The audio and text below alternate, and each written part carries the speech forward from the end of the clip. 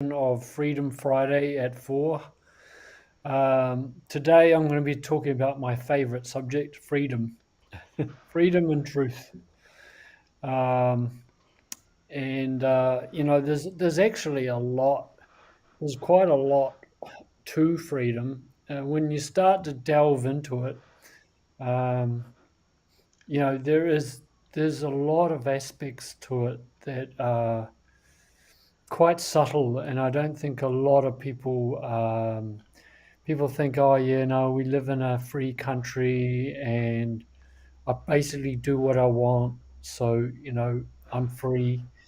And to some extent, we are. But I think there's a lot more. There's a lot more to it at the moment than meets the eye.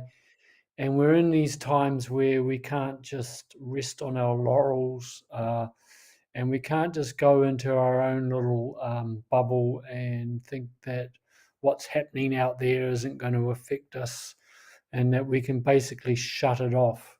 I'm of the opinion now that we're at a stage in the world where we have to actually stand up and claim our freedom and have to get to really know who we are, what is truth for us, what is our truth, and what is the truth, um, and what really is freedom, and what does it mean to you, because it means something different to everyone.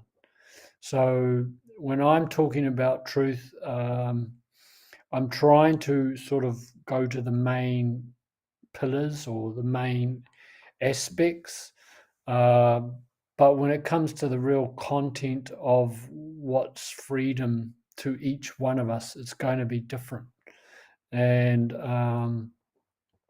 so I can't speak for others. But what I'm trying to do is lay down a foundation, lay down, sort of alert you to some of the pillars that we've probably heard, um, many times before, but we tend to think, oh, yep, that's good. And then we kind of get back onto our lives and we forget about it and we get back into this sort of routine that can sometimes be quite detrimental. So I'm going to share my screen and bring up some slides. Bear with me while I do that.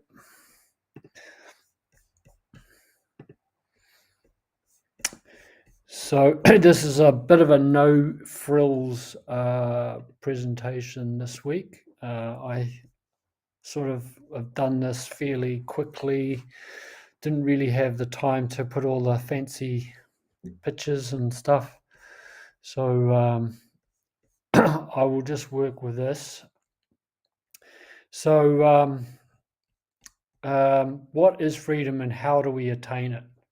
And why is truth so important to discovering freedom? Truth is really, the way I see it, truth is like a foundation. Freedom is the goal. Freedom is not a foundation in which you can base anything on, because it's so subjective, because it's so it it's as I said before, everyone can have a different version of what freedom is to them, but there are general uh, principles or qualities about freedom that I think we could all kind of agree on. But there's more to it than that, and but with truth to me is like true science. Truth is something that can give us a foundation to fall back on. And when I talk about truth, I'm not actually talking about subjective truths, although they have their place. Subjective meaning like what's happening out in the world. Um, what's happening with all the political and financial drama that we're seeing out there. That's subjective truth, and that will be based on our beliefs, our perceptions, our perspectives, and that's not so easy to nail down. It's not so easy to gain that. But if we make objective truths like natural laws, nature is an example of nature is an example of objective truth, because it exists because of certain laws, certain energetic laws that never change. So in a world that's always changing, what we need to do is we need to integrate those unchanging truths, I believe, into our life, so that then we've got something, we don't sort of like fall through the floor. If we were living in a house with foundations that were unstable and all the floorboards were rotten, we would just, we would just fall through the floor. And if we're not careful in this world, we could sort of fall through the floor in a sense of our life. We could lose control of our autonomy, and we could lose control of our property and our finances and our the things that we have come to take for granted. So that's my little preamble about truth and freedom. As far as what it is and what providing some context. So when you look at freedom, freedom is many things on many levels, because we don't just live on a physical, we don't live in just a physical world. We live on a physical material world, as well as we exist within a mental world, an emotional world, a spiritual world, and a whole energetic world. So some things that to me freedom is, or what freedom provides, is choice. I think that's a very critical thing, is that we need freedom of choice to do what we choose. So long as we're doing no harm, we should have that freedom to choose whatever we decide to do. There's freedom and privacy. Privacy is very important right now, as most of you, I'm sure, would know. And privacy is really a birthright. It shouldn't be. It shouldn't be subject to question at all. We should all have our right to privacy. And if our privacy has been invaded because we've got nothing to hide, then we're really going to have no freedom at all under that situation. That's fascism, that's totalitarianism, that's how it operates. And I think we've come to take privacy as a sort of a bit of a take it for granted, and now we can see that it's definitely under attack, and so we need to have privacy. Freedom of movement. I think we can see since COVID that we aren't free to always move and travel and go wherever we want to go when we want to go, because of other certain dictates, certain situations that we all know. And I never thought I'd see the day where it would come to New Zealand, where basically Auckland was barricaded, and we weren't allowed to travel outside the city, but that's what happened. Freedom of speech. Freedom of speech is vital. It's absolutely critical. And speech is the written word. It's the spoken word. It's basically just voicing our opinions and our truths.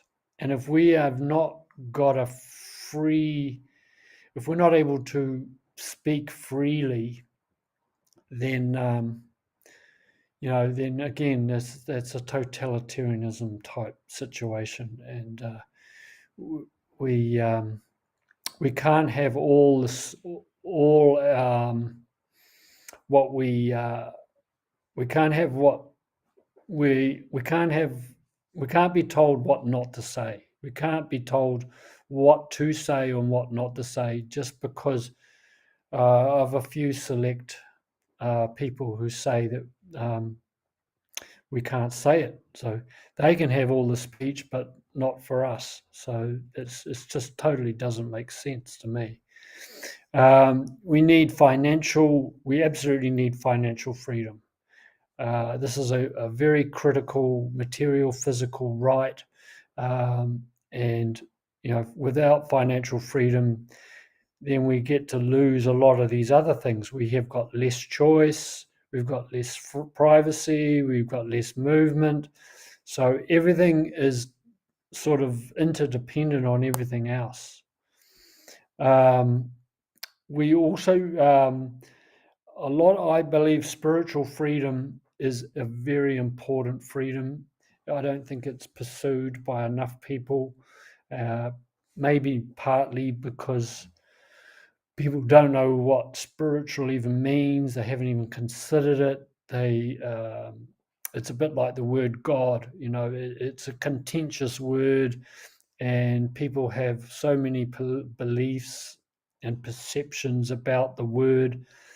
But this is where we've got to go beyond the labels of words, and we've got to actually discover that spiritual freedom is true, basically living in consciousness. It's basically understanding who we are. It's understanding why we're here. It's understanding that everything is energy and everything is connected in energy from everywhere in the entire universe. So it's all about energy. Spiritual just means energetic, really. That's how I see it. We also need a legal freedom. We need to break free of the legal situation that we're in, common law. We need to have our standing back in law. We need to remove ourselves from this jurisdiction. We need to have the capacity in our own right to make our own laws. That's ultimately what we can do. We can create societies with our own judge and jury, with our own laws, with our own constitution. We can literally create a constitution for ourselves as well as countries. Freedom in mind and emotion. We have to have freedom to think. We need freedom from beliefs in our mind, freedom from all these programs and conditioning that is in our mind. We need to free our mind, as I said in the Matrix. Free your mind, and also being heavily imbalanced in mind and emotions is not a freedom. And so we need to be free of negative emotions, imbalanced emotions. That's a big problem. There's no freedom in fear. There's no freedom in guilt and shame and anger. We need to balance the mind and emotions. We need brain coherence. It's heart-brain coherence. That's what real freedom is in this sense. And we need health freedom. We absolutely need physical health freedom. We need freedom to choose natural therapies. We need freedom in what goes in our bodies and what gets taken out of our bodies. This has become very, very important in the last few years since COVID, really. But it's always been there. It's just now it's become, basically vital that we start taking charge of our health and start taking charge of our life. And this takes work. This takes work, which I think a lot of people are averse to. They don't actually want to do the work. Um, but this kind of work, it's a different kind of work. It's a work that we often don't even know where to start. We're not educated in building good spiritual, financial, health foundations. We're not taught to question. Um, so this is what I'm trying to deliver as just maybe a few tips, just help to remind you what you already know, but you may have forgotten. Um, so freedom, the way I see freedom, it's a state of mind and beingness. Being in a state of freedom is really the ultimate feeling. And you'll know when you've tapped into that. You'll know when you've dropped into that state. It's really quite a sort of a state that you can't tell anyone how to be. Is when it happens, you will know and you will remember it probably for the rest of your life. When you have that experience of exaltation, of pure oneness, of pure being in a state of pure now, being in the pure nowness, or just where it's very much a state of pure happiness in the ultimate sense. And so this means that it's our mind that sort of it's the trap door, it's the governor, it's what happening in our mind that often governs how freedom shows up for us. When we're laden down with beliefs and we're following everybody else because they're telling us so, it's that's not really a good mental freedom. We need openness in our mind. We need an inquiring mind, and we just need to start working on the mind and to help us basically let go of. There's nothing more we need to gain. It's just about letting go of that which we don't need anymore. So, freedom is not the absence of illness or disease. I'll just give a few things that it's not, because this often we just are told what we should have, but I believe we should also look at what we don't want or what freedom is not, because then that gives us a useful comparison. It has not been told what to do and where to go by any authority. It's obviously different when it's in the family home, or when there are times when sometimes you need to be told by those around you. But I'm talking about being dictated to by a higher authority, by a government, when really there is no need for you to do that particular thing. As long as you're not being a harm or a danger to anybody else. If some people with mental illness or who are obviously needing direction, they may need to be told what to do. But in a general sense, we don't need that. It has not been dependent upon the government for money, health, or anything. And this is what's happening is a lot of people, are looking to a savior. They're looking to the government. They're looking to God. They're looking to anything outside of themselves, anything but their own volition, their own self-independent thinking. So, we have to start thinking for ourselves, being self-sufficient, and we have to start basically making our life our purpose, really start taking charge of our life. So we need to know the opposite, or what we don't want, to know what we really want. Um, and you know, I've come through the New Age sort of movement quite heavily, and we were told very much, you never ever put your focus on what you don't want, or you're going to get more of it. Well, that's true if you're constantly thinking of what you don't want, and you have beliefs in there of what you don't want, and you're always immersed in what you don't want. That's a different thing. But what I'm talking about is an exercise. We need to maybe diarize or have a think about what we don't want, so that we can then go, okay, I'm not going to touch the hot stove anymore. I know I don't want that. And then we've got it down, and then it helps us to go, well, okay, this is what I really want.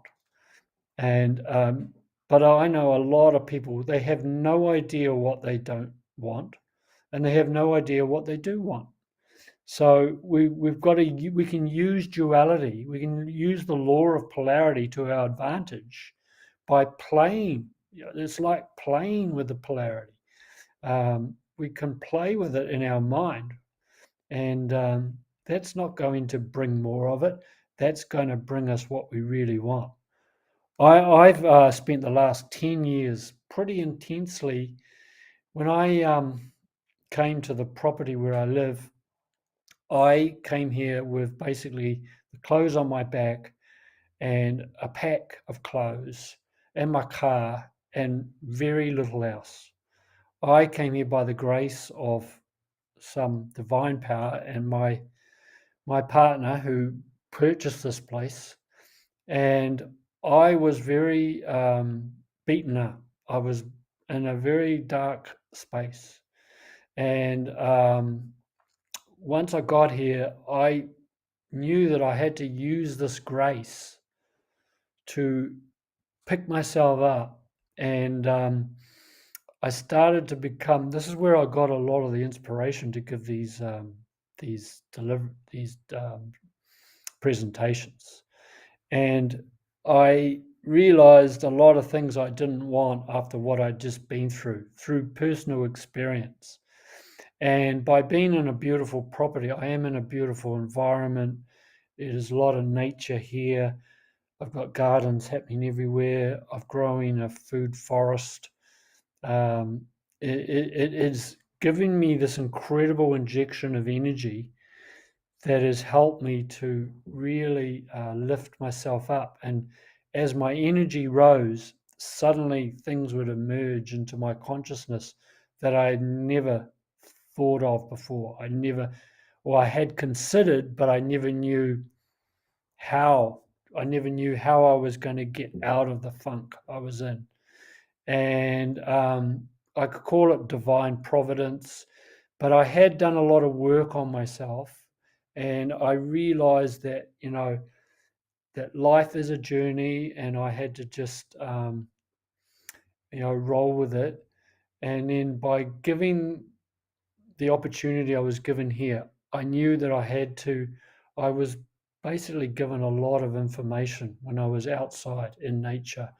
And one of that was, one day you'll be teaching some of the stuff that you're learning via the experiences. By the experience that I was having was giving me the energy, and a huge feeling started coming over me, but it was coming from within me. And that's when I knew that things were really changing, because I could experience it inside.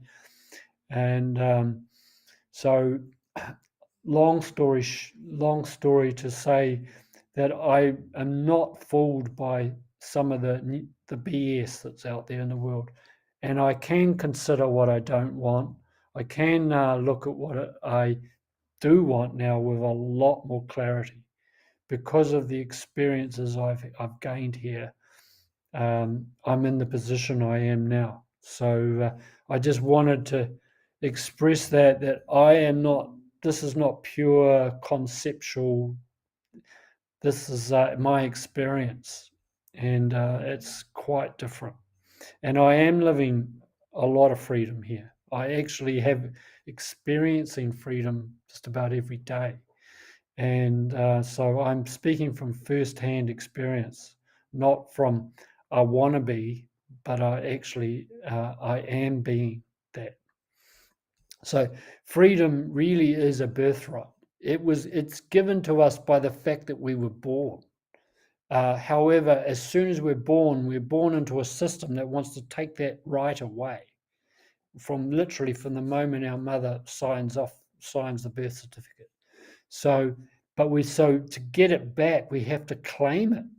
And that is obviously going to take some work, and we need to know how, and we need to know what, and we have to know why as well. We have to know all the questions, all the key questions, and of course that's not given to us. So we have to sort of fumble around and reclaim our birthright. And that's sort of what we're doing. That's what we're doing in our life now. And I think it's absolutely vital. Freedom is an energetic state, like it is a state of mind and being, but it's an energy, it's a feeling, it's a state of consciousness. It's a state of consciousness, which is the sum total of pretty much everything. It's thoughts, feelings, it's actions, it's everything put together. It's the creator creating creation. Consciousness has no beginning, no end. It's what is. And so what we have to do is we have to align with that. That's what I call the nature of reality. We're not learning anything new. We just have to align ourselves with what reality is. And nature is a great doorway to go through to help us with that. So how do we attain freedom? Well, like I said, the pursuit of freedom takes effort and work. And as soon as you sort of tell people that, I can see a lot of people, they switch off. They just don't want to do it. And now we're at the stage where, we basically have to if we want to survive in this world, let alone thrive.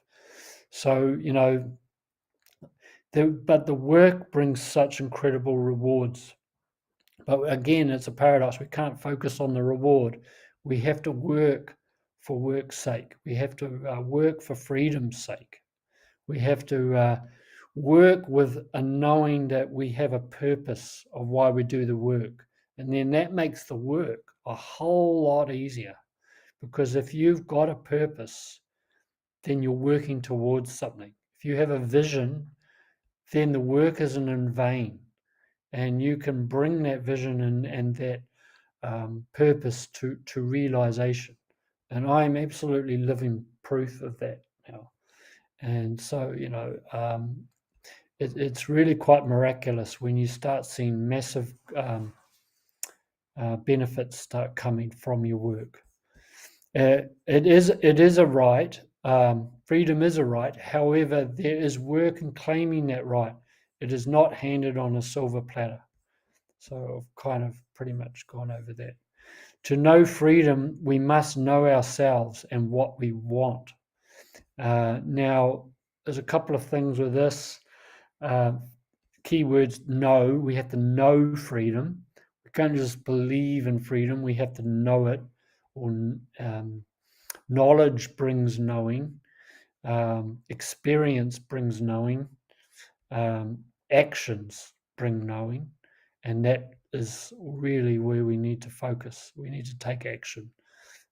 We just have to do something, and then we can get through biofeedback. We can then start on our journey. But we also must know ourselves. And this is really a lifelong journey. knowing ourselves is like, where do you start? What is there to know? And when you know that when you don't know, sort of say that you don't know, it's very hard. So we start with nature. We start with, maybe a presentation like this. We start with thinking about what we want as well. And I don't mean just what you want, and that, oh, I just want a new car, and I want this and that, all external possessions and toys, because that's really, the more that you want possessions, the more they will possess you, and you will be possessed by them. And so I don't mean that.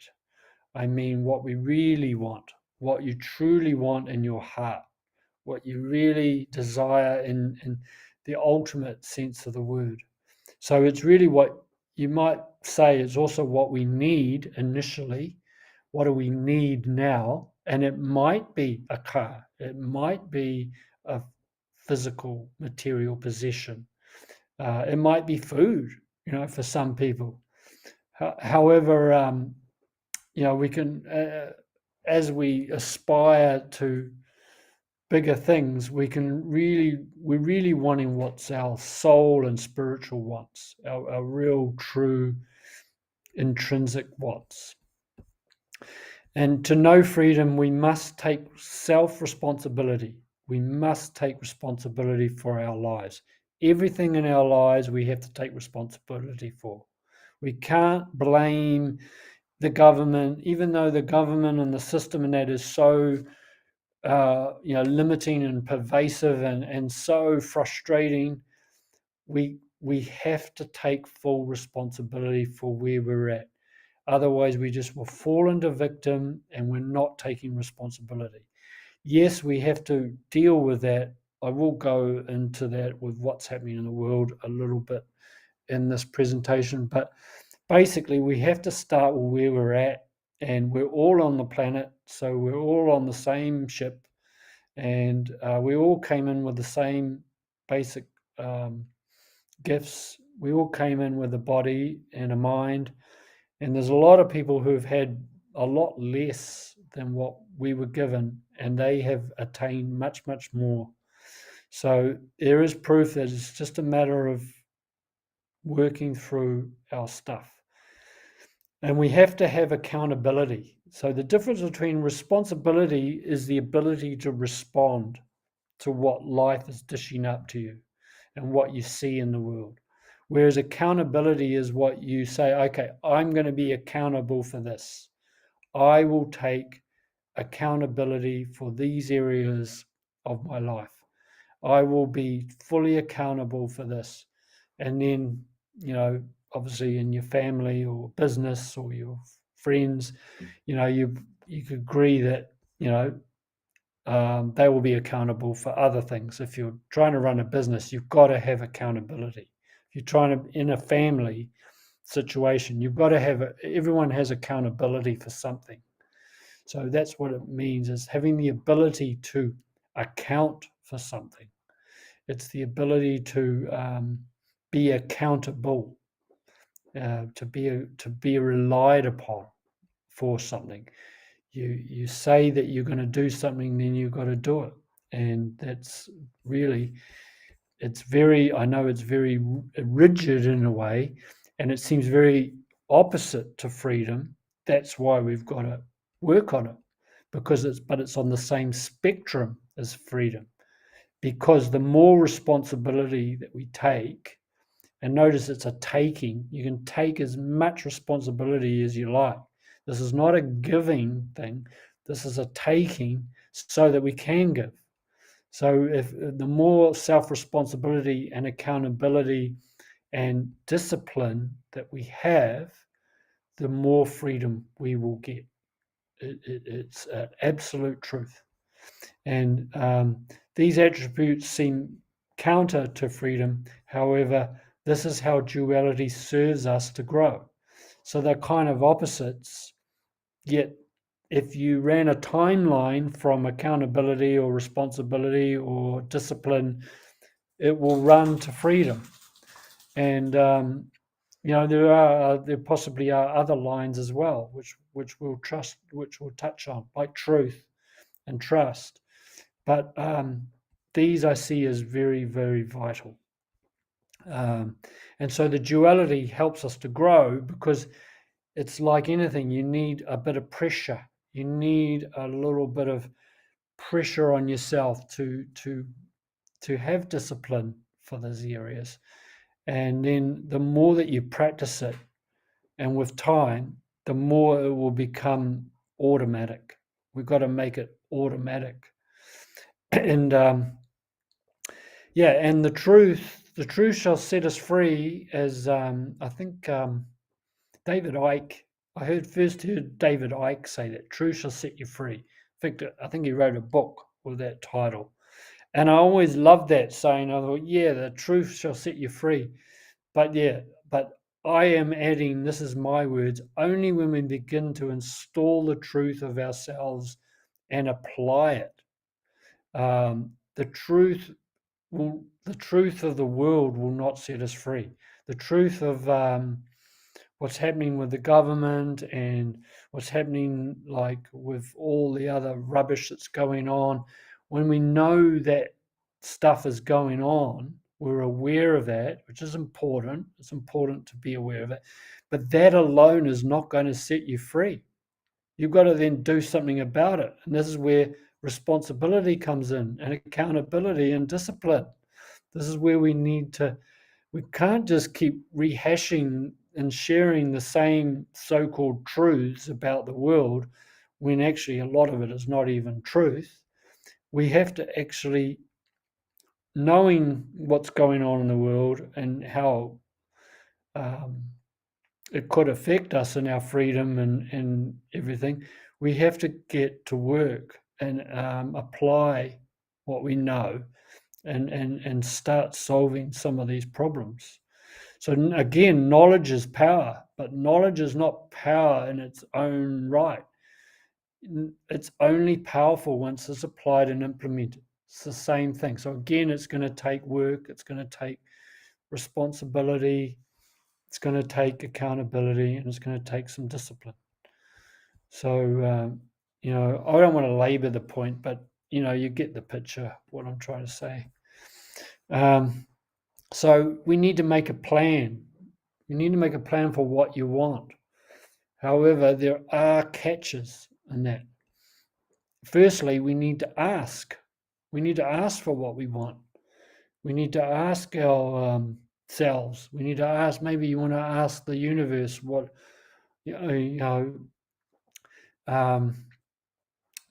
but we need to ask. We need to put it out there. What do you want? And ask for it, or ask for maybe a response as to, if you ask something sincerely, you will get a sincere answer. So we have to know what we want. But if we don't know what we want, we have to start finding it. So ask and you shall receive, as they say.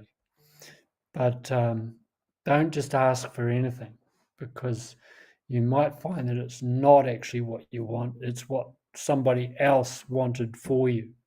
So that's why you really got to know. And it takes time. It does take some time.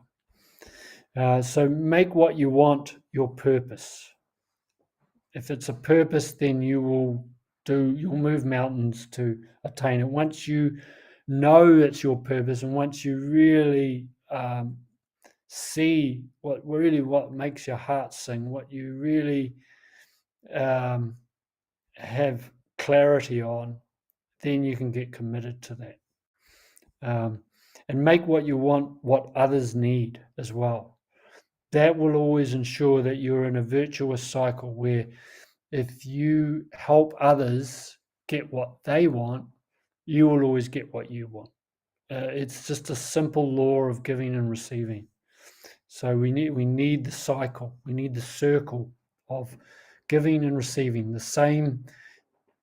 They're basically the same thing at different poles or different ends of the spectrum.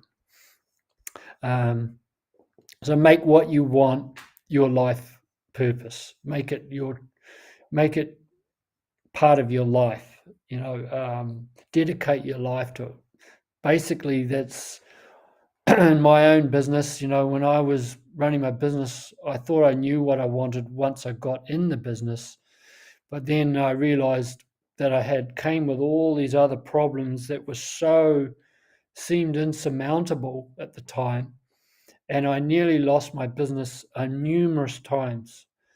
But the only thing that kept me going and kept me surviving was I'd always come back to, okay, what do I really want and why am I doing this? What's the reason for me to do this? And I would always have some kind of divine intervention that would keep me going to the next level. And I always had a vision. I always had a vision of my life, and I've reached that vision, and now I'm actually had to rework it. My vision now is quite different to what it was 10 years ago, or should I say 20 years ago, because I'm at the stage now where, wow, I've achieved a lot of the things that I had in my vision. So now I've just made a bigger one.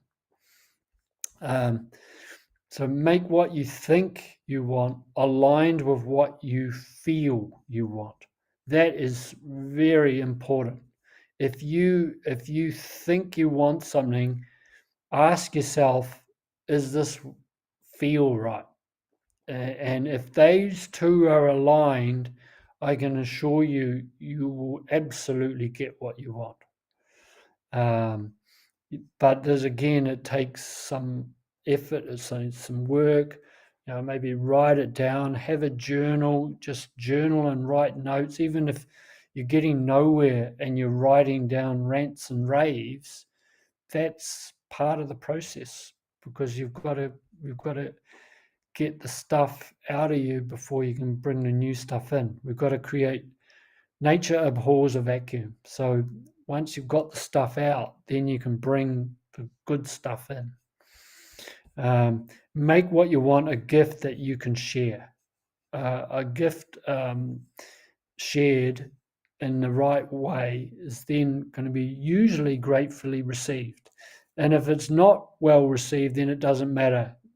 They weren't meant to have it, and you just move on. But sharing is caring. Focus on the issues and challenges you have, and make them your starting point to work from. Believe it or not, all the shit that's happening in your life, all the issues, all the challenges, all the stuff that you think you don't want, but you've got anyway, they are your doorway to where you start. So you need to understand how they came about, why are they happening, what did you do to create them, and what can you do? What can you do about it to start resolving those challenges?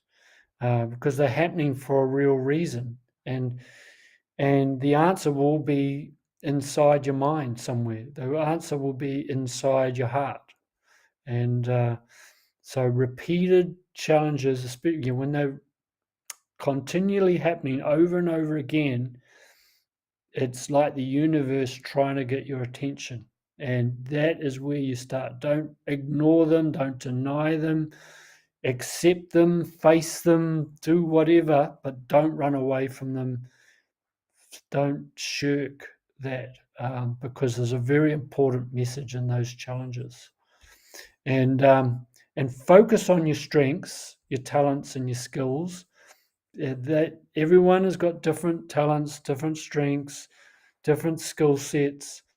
So you don't have to be all things to everybody and all of that. But also make sure that you shore up your weaknesses by committing to at least be effective in those areas. You don't have to be a star in those areas. You don't have to be, trying to have everything at perfection. Just be effective enough to get the job done, but don't This is what I found in my own life. Like, I don't like doing my accounts. I don't like doing tax stuff or, you know, GST and all that sort of stuff. But I've trained myself to just be proficient enough at it so I can do it well enough. But my main focus is on what I'm good at. And then you'll find that everything will work far more smoothly. Or, as I say here, or enlist help in someone you trust that is better than you at that particular area. So, if you don't want to do it, find someone who is good at that, that is their skill, they love to do it, and then make communication between that person a key. Make sure that you button down what, the expectations and all of that, um, and make sure that they are really keen to do it and have an agreement, and then you can then go and focus better on what your skill and talent and strength is. And this is particularly applicable in business because I've been running my own business for so long. I've had many, many challenges in this area. I've had people supposedly skilled at what they were supposed to do and they weren't, or they were skilled at it, but they were, doing things that they shouldn't be doing, stealing and taking the piss. And when you when that starts happening, then I just learned I had to front up, be a bit strong, and just say, sorry, this isn't working. This is terminated. No point in being a nice guy or a nice girl to someone who's just taking the advantage of you.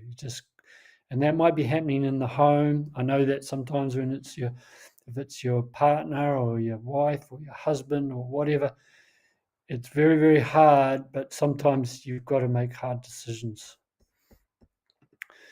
Um, Trust and faith is also a key here in this. But what we tend to do is we're taught to trust quite blindly, and we can't trust with blindness. We can't have blindfold on when it comes to trust. We have to rip that mask off. And I mean that literally as well as figuratively. So, blind trust is not real trust. Do not trust anything outside of yourself.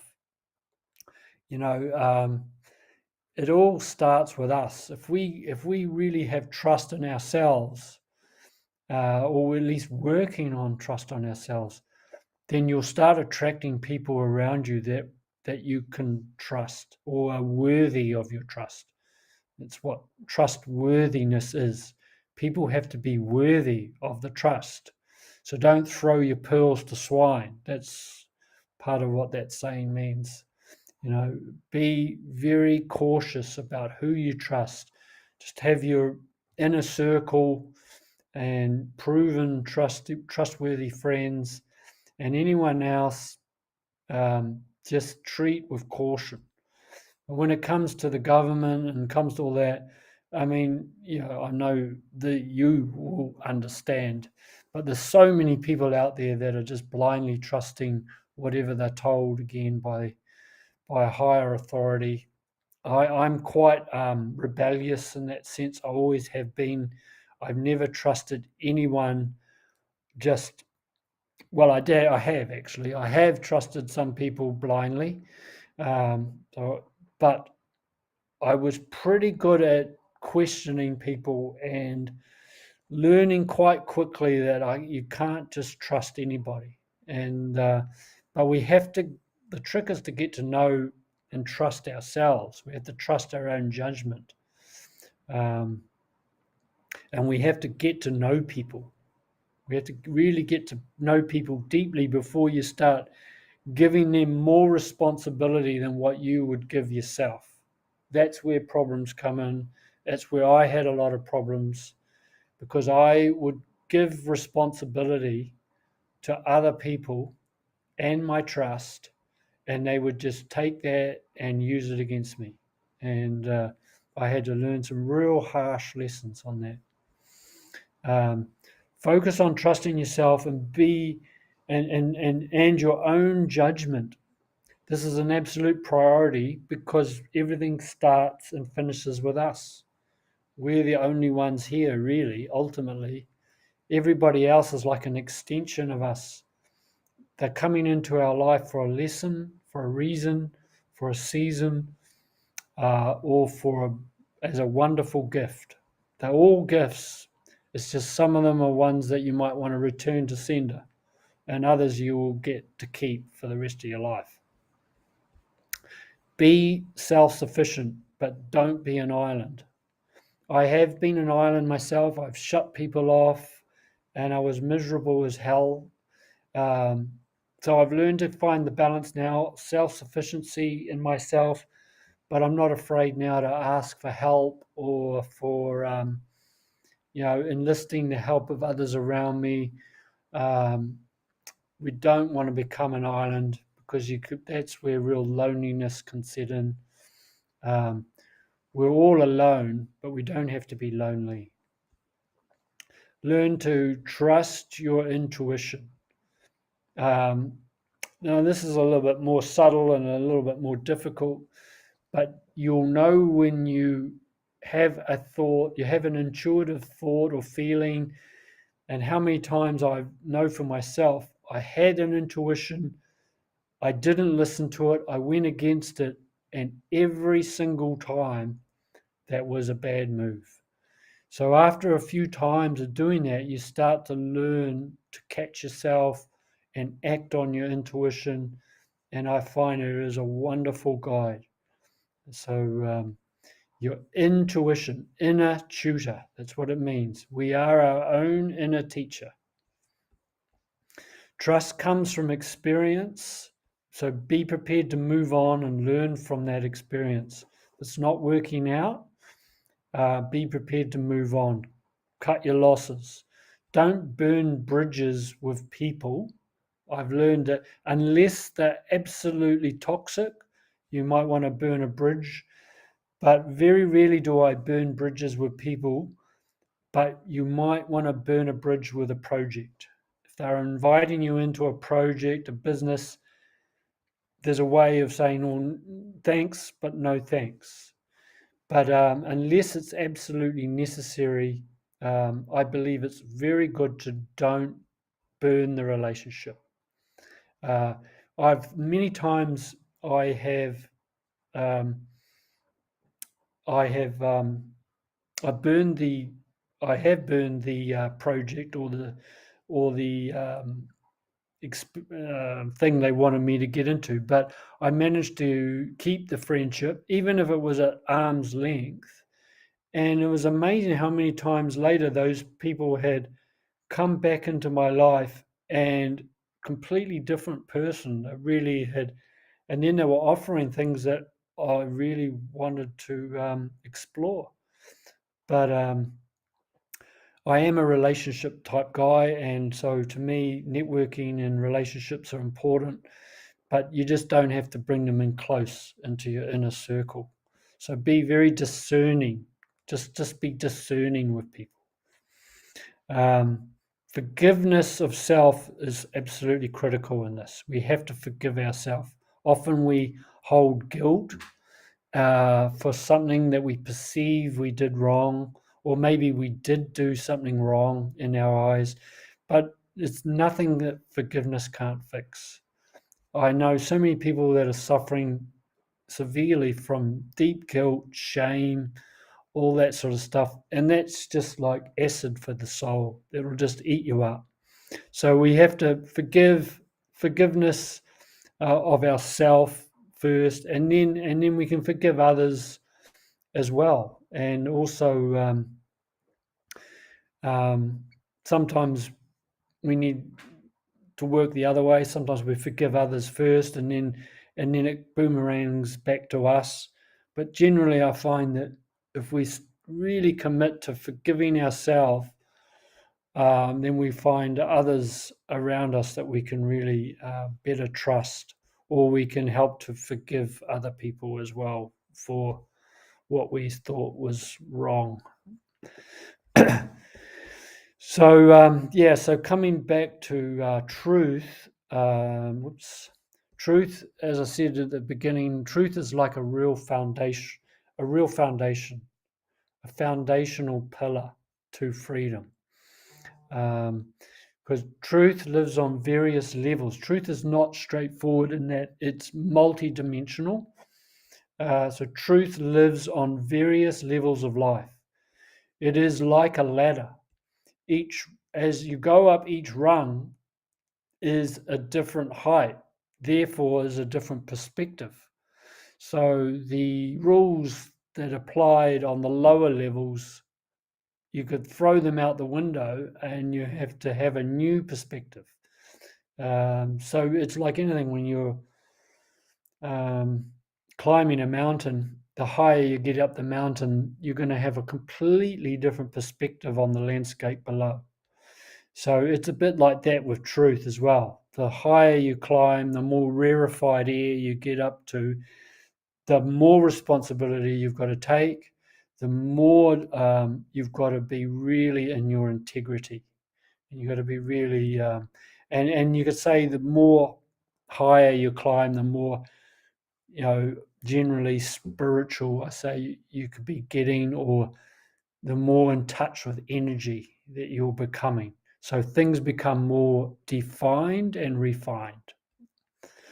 Physical truth. So this is where we start. We start with our physical truth, the 3D reality.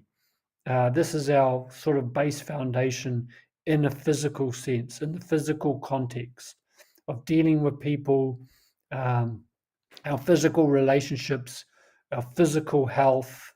I also put into this category the world events that are going on now, the financial side of life. What else? Just the things that are happening around us on the world and the everyday, day-to-day stuff. And so, there is a truth there, a relative truth, but truth nonetheless.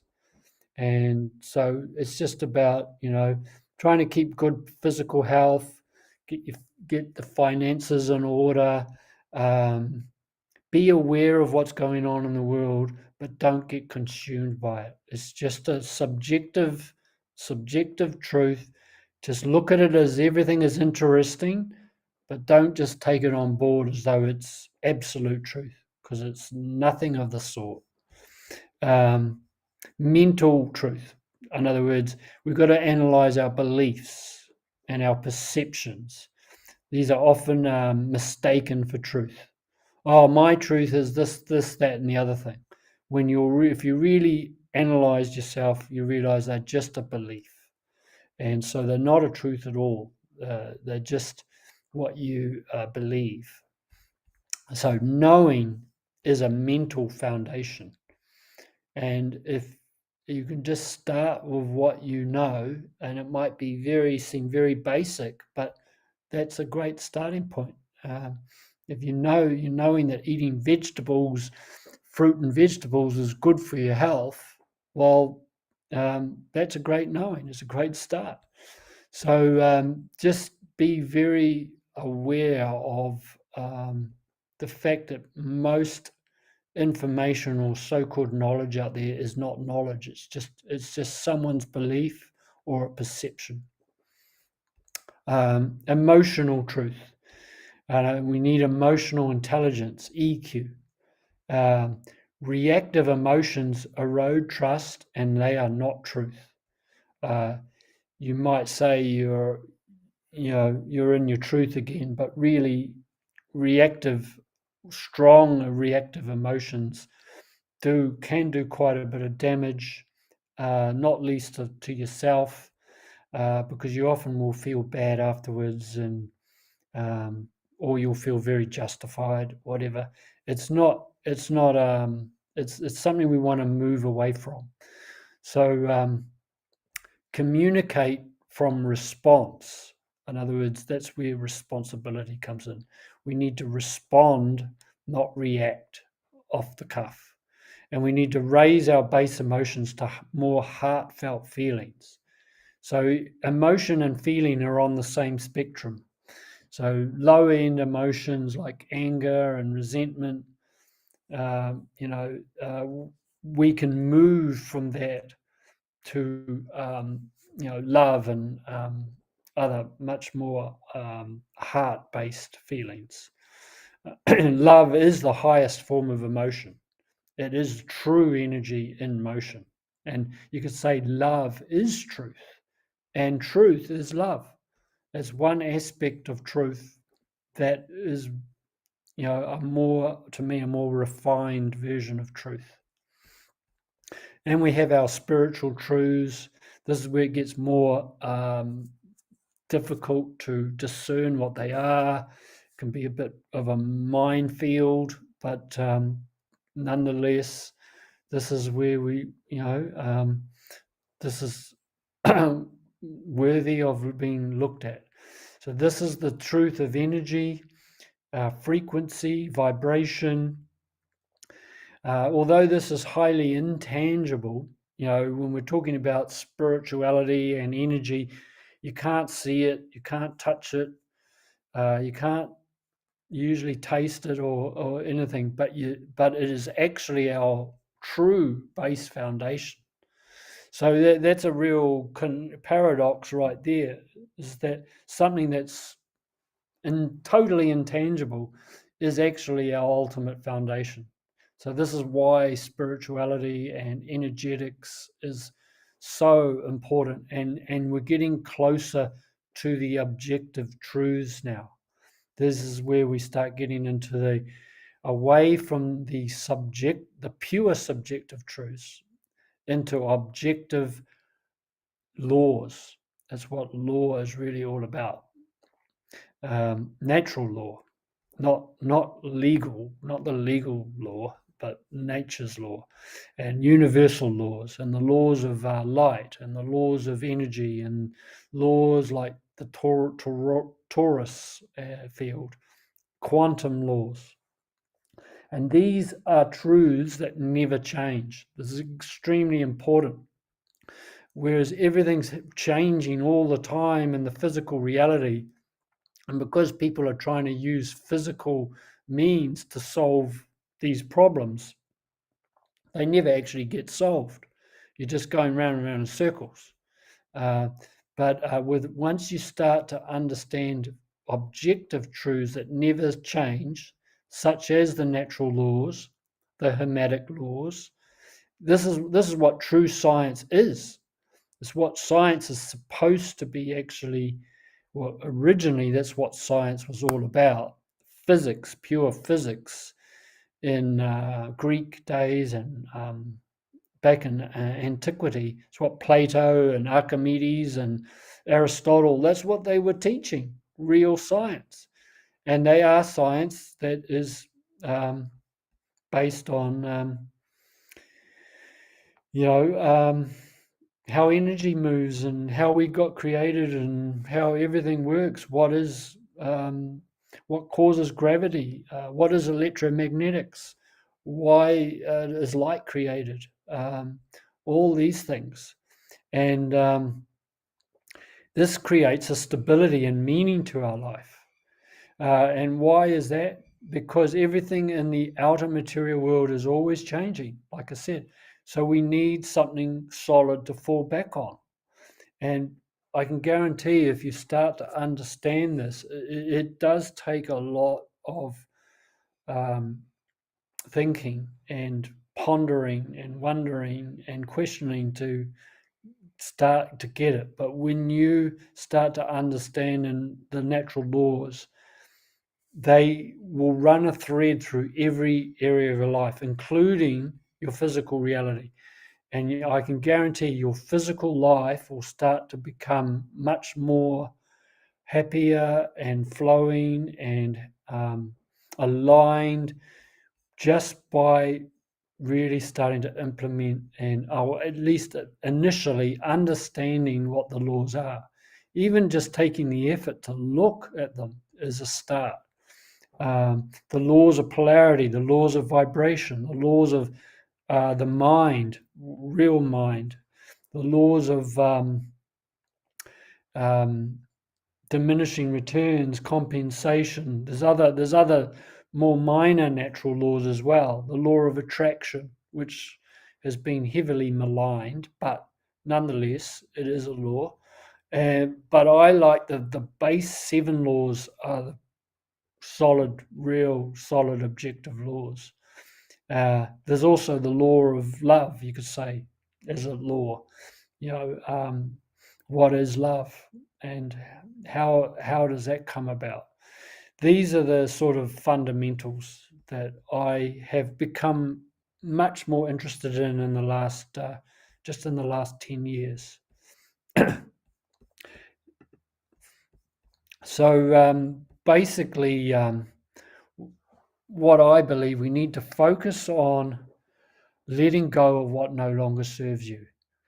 We this is also we talk about knowledge, but I think something greater than knowledge is actually the letting go of all of the beliefs and all of the conditioning and all of the stuff that we have accumulated in life. It's far more powerful to work on this as a primary before getting to try and delve into more knowledge, because that's only going to be heaped upon all this other stuff that we hold in there that's not serving us, and it's just going to create more problems. It's just going to create more problems in your life because they will clash, and then you'll start getting in this conundrum and you'll start arguing with yourself, and you'll sort of like start bouncing around from pillar to post, and you won't actually get anywhere, because until we let go of those things that are in your subconscious mind, this is what goes into our subconscious. And the subconscious mind will start getting into an argument with your conscious mind, and that's where chaos and problems arise. So I think this is a very primary thing we can do, is just to let go of what no longer serves. And like as I say here, to gain anything, we simply need to let go and release that which is blocking our connection with our spiritual energy, our truth, our freedom, abundance, love, etc., etc. This is hard to do because we are not taught how to do it. We are taught and educated by rote learning. We are taught to be good memorizers. We are simply given information that the educational system deems that we need in their mind. Excuse me, I just got to plug in my computer. So so we have to unlearn. The real learning now is to unlearn. And a lot of what we have learned or what we've memorized is really not applicable to our life. I know so many people who are totally uneducated people who have gone on to have very successful lives, and they didn't even pass school certificate.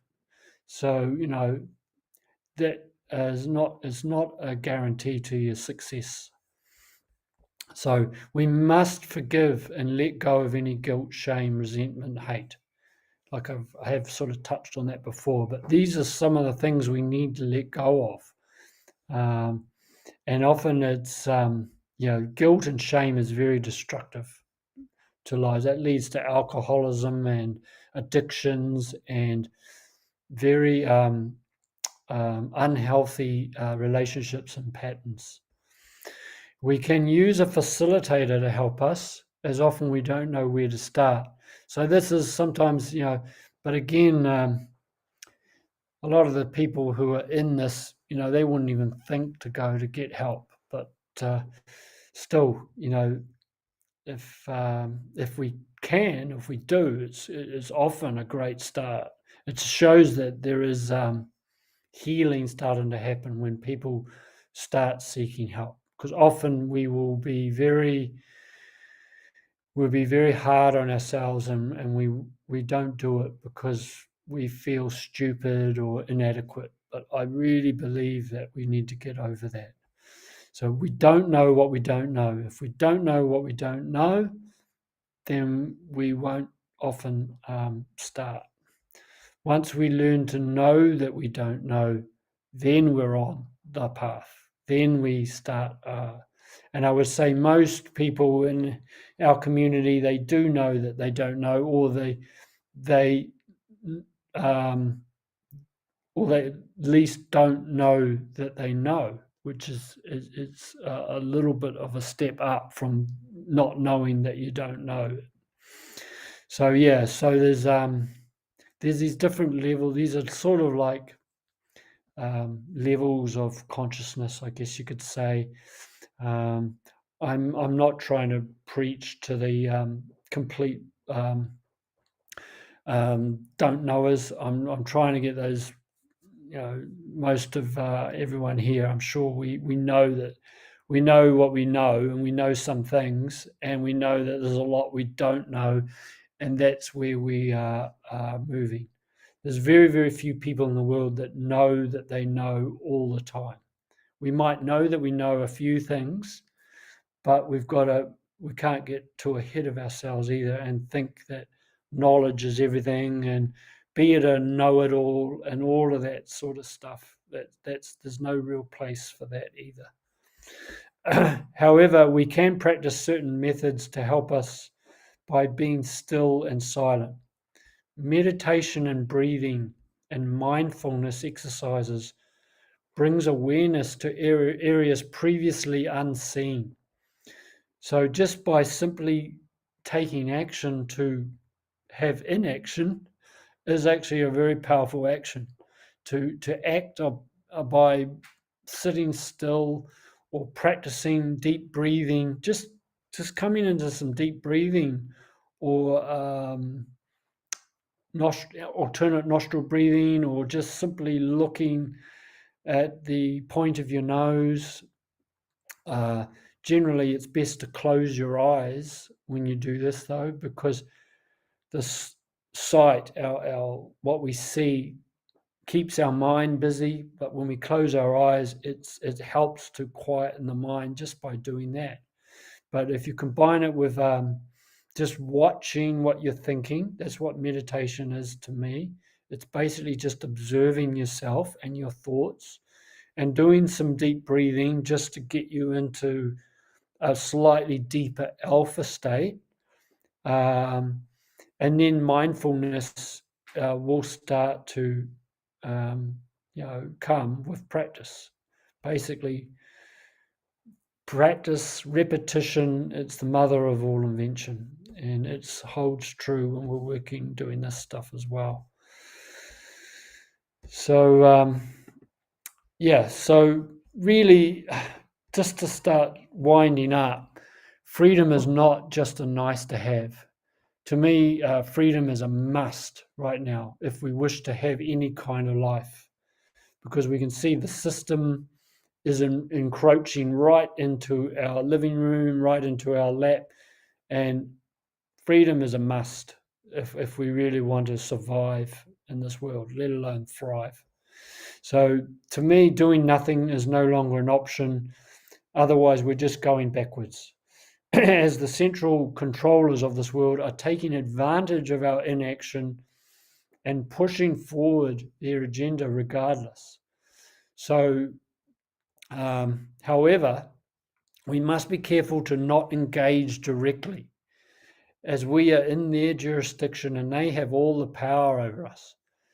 So, what I mean by engaging directly, I mean trying to fight back I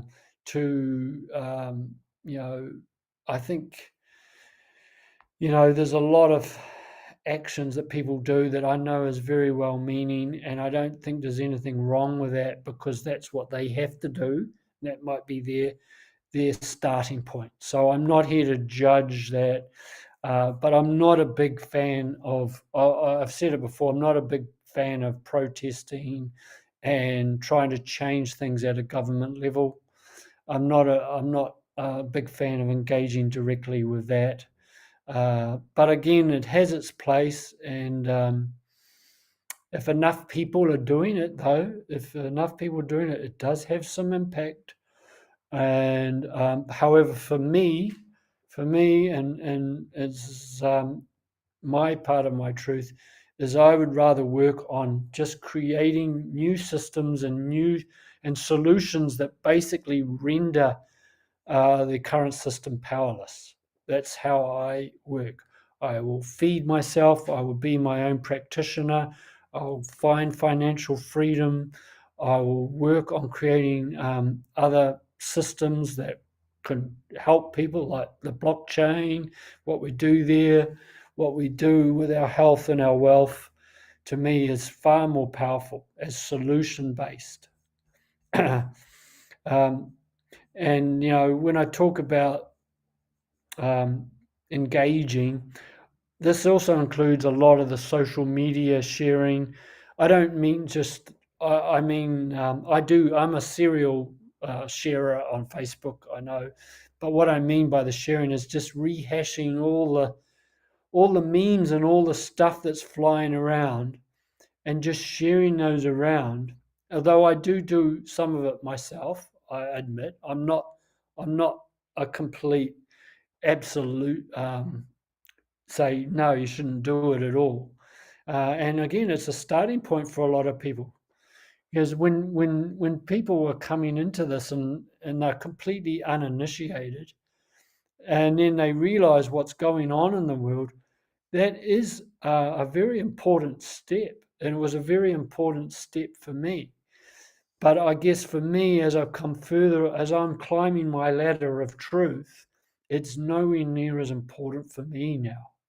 Uh, but I do see a lot of destructive patterns in the so-called truth movement, and I'm largely just trying to avoid it. I just let people do what they do, but I just don't want to be a part of so much. But there is some stuff that's coming out that I do look for, and I do keep my eye on it a little bit, but only to a small degree.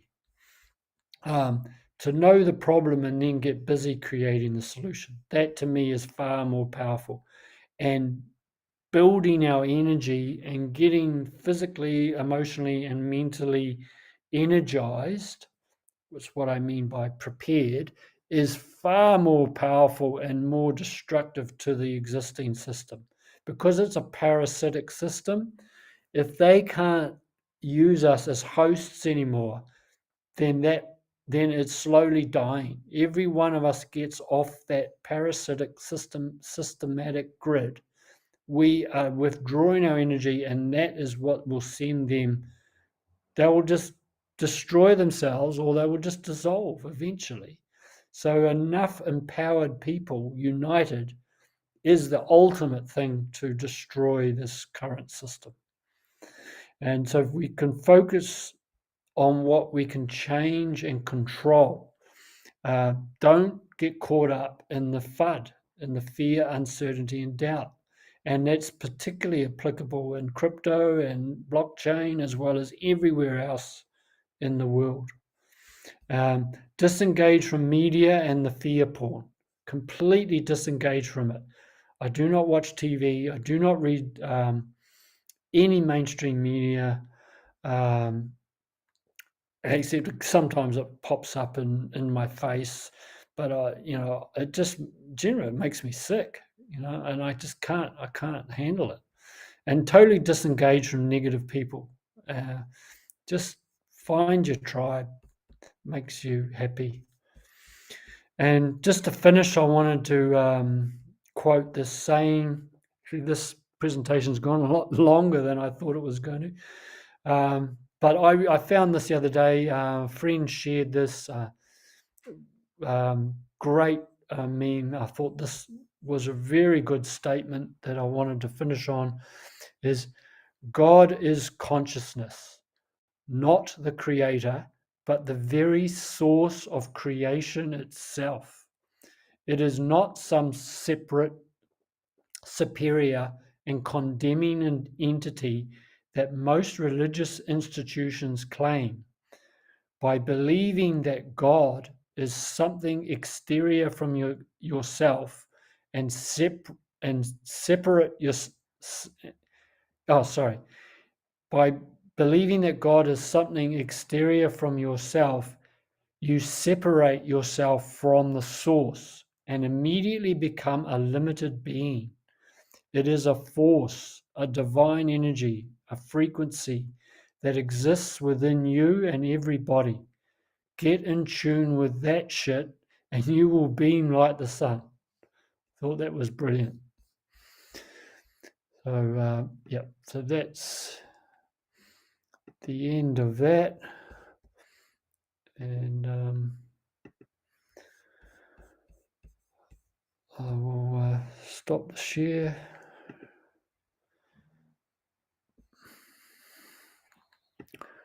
There we go. I'm just about sitting in the dark here, so hang on a minute. I'm just going to turn on the light.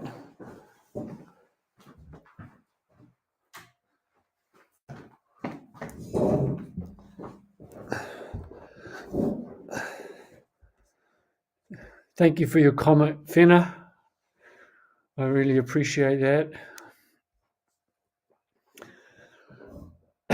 That is, there is a lot to freedom and truth, as you know, and yeah, so it's quite a journey, that's for sure. Yeah. So, if anyone else has got any comments, got anything you want to add, Gerald? Nope.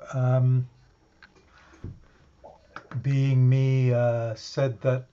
Oh well, I'll put it up. Oh, yeah, I see it now. Put it up? Yep. Add.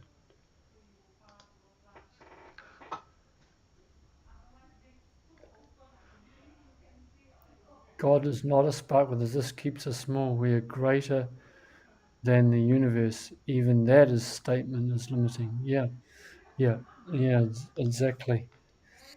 It certainly takes a bit to get your head around when you start talking about the G word.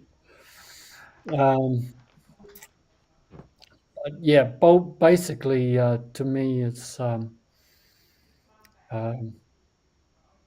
freedom should be one of our main focuses, and yet it has been demonized. And if you're talking about freedom, it could be seen as white supremacy and all this other rubbish. I think that's just so.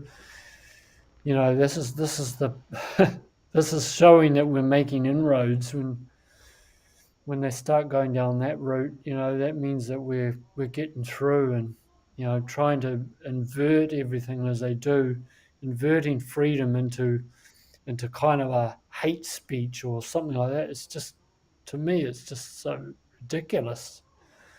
So I can't believe how people can't see it sometimes. Anyway, I will. I think that's probably a fair amount of information that I've just downloaded to you. So I might leave it there and have a great weekend.